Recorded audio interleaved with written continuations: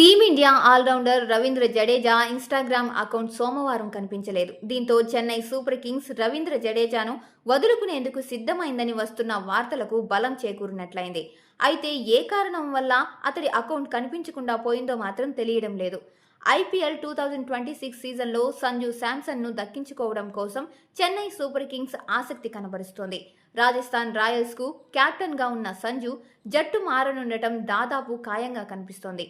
అయితే సంజు కోసం CSK ఆల్రౌండర్లైన Ravindra Jadeja, Sam కరన్లను వదులుకునేందుకు సిద్ధమైందని వార్తలు వస్తున్నాయి. దీనికి రాజస్థాన్ రాయల్స్ ఆమోదం తెలిపితే ఆటగాళ్ల మార్పిడి ప్రక్రియ పూర్తి కానుంది. సంజు శాంసన్ 2021 నుంచి రాజస్థాన్ రాయల్స్ కు కెప్టెన్ గా వ్యవహరిస్తున్నాడు. అలాగే తన ఐపీఎల్ కెరియర్లో ఎక్కువ మ్యాచ్లు అతడు రాజస్థాన్ తరపునే ఆడాడు.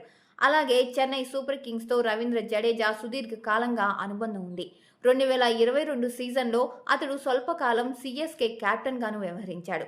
సారథిగా విఫలమవ్వడంతో ఆ ఫ్రాంచైజీ తిరిగి కెప్టెన్సీని అప్పట్లో ధోనీకే అప్పగించింది. జడేజా తొలి 2 ఐపీఎల్ టోర్నీలో మాత్రం రాజస్థాన్కు ప్రాతినిధ్యం వహించాడు. శామ్ కరన్ గతంలో పంజాబ్ కింగ్స్ తరపున ఆడాడు.